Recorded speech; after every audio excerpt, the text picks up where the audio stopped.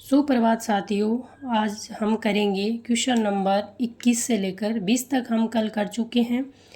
आज 21 से लेकर करेंगे 40 तक क्वेश्चन करेंगे हम आज।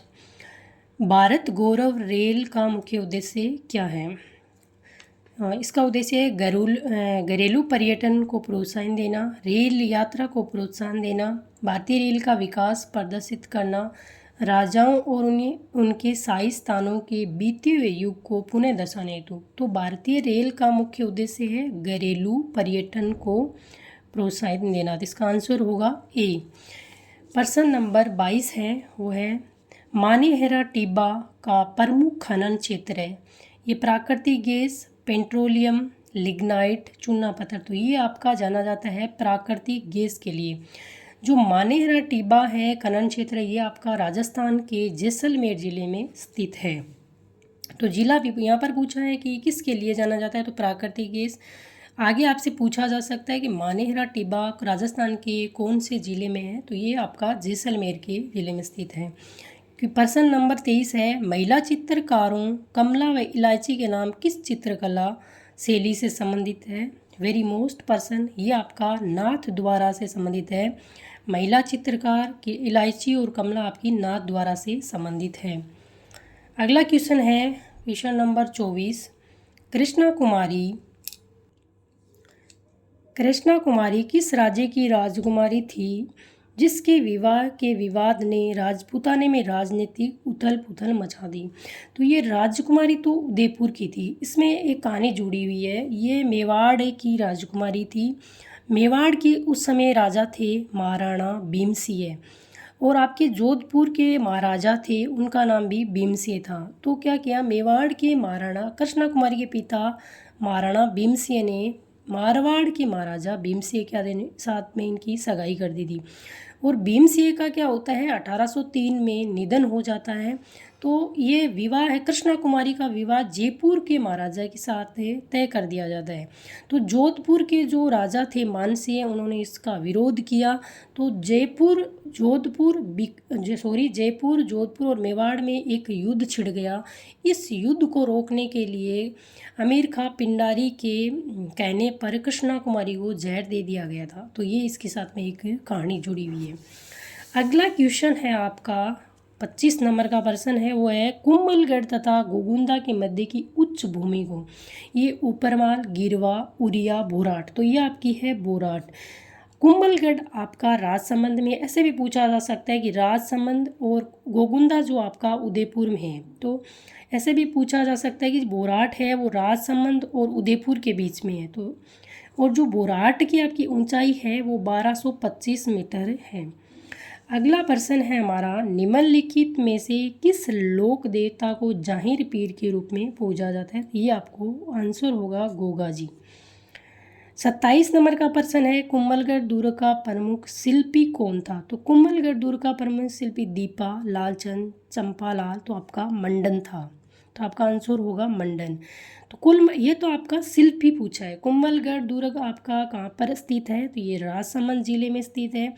कुंभलगढ़ दुर्ग का जो निर्माता कौन था? तो महाराणा कुंभा था, और शिल्पी मंडन था। कुंभलगढ़ दुर्ग राजसमंद जिले में स्थित है।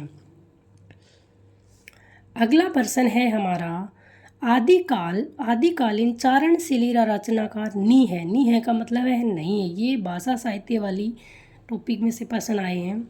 सिरदर व्यास, बादर ढाडी, गांडन, शिवदास, बजरसेन, सूरी। तो इसका आपका जो आंसर होगा वो होगा डी, बजरसेन सूरी नहीं है इसमें। अगला क्वेश्चन है, हाड़ौती बोली मुख्य रूप से कठिने बोली जावे मतलब कहाँ पर बोली जाती है? तो ये आपकी कोटा, बूंदी, बारा, झालावाड़ वाले क्षेत्र में बोली जाती है। तो आपका आंसर होगा सी। अगला प्रश्न है, राजस्थान रा तेरापंथी संप्रदाय निम्नलिखित में से किससे संबंधित है? ये तो आपका जैन धर्म से संबंधित है। 31 नंबर का प्रश्न है, निम्नलिखित में से कौन सी पश्चिम राजस्थान में पाई जाने वाली एक घास नहीं है? सेवण, धामण, कराड़, सालर। तो 31 में आपका आंसर होगा सालर। ये जो है पश्चिम राजस्थान में पाई जाती है। सेवण, धामण, कराड़ ये पाई जाती है, परंतु सालर नहीं पाई जाती। अगला क्वेश्चन है 32 नंबर का क्वेश्चन है हमारा, वो है, एक तरफ है रोपवे और एक तरफ आपके ज़िले दिए हुए हैं।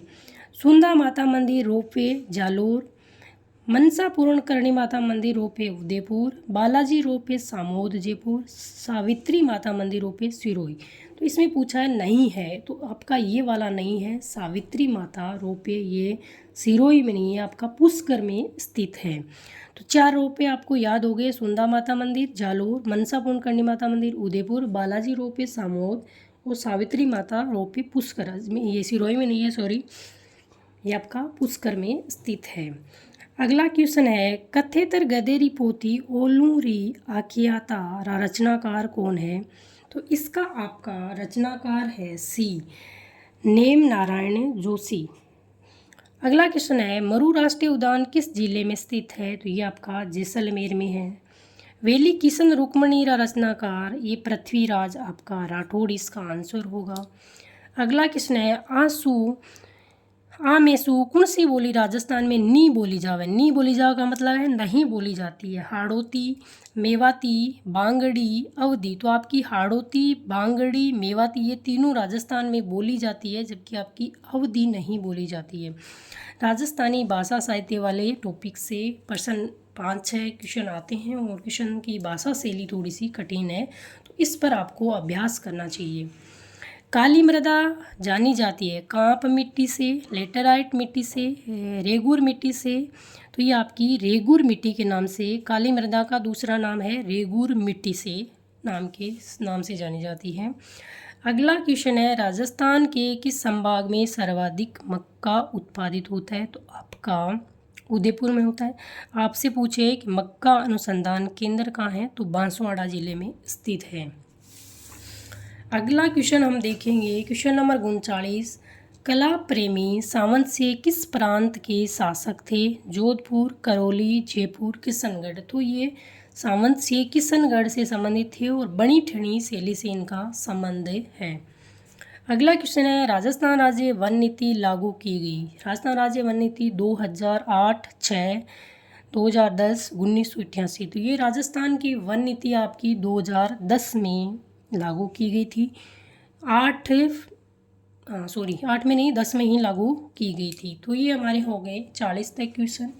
कल हम करें 41 से लेकर 60 तक क्वेश्चन। हम एक क्लास में 20 क्वेश्चन कर रहे हैं और ये पेपर आपका रीट भर्ती 2022 जो कि 25 फरवरी 2023 में हुआ था, कक्षा 1 to 5 के लिए जो प्राइमरी स्कूल एजुकेशन के लिए जो हुआ था वो पेपर है। पेपर कोड 136 का पेपर हम देख रहे हैं और इसमें हमने 40 क्वेश्चन पूरे कर लिए हैं। हमने कल किए थे 20 क्वेश्चन। क्वेश्चन नंबर 1 से लेकर हमने यहाँ तक आज पूरा कर लिया है। क्वेश्चन नंबर 40 हमारा है, राजस्थान राज्य वन नीति लागू की गई है। यहाँ तक हमने आज किया है, कल आगे करेंगे।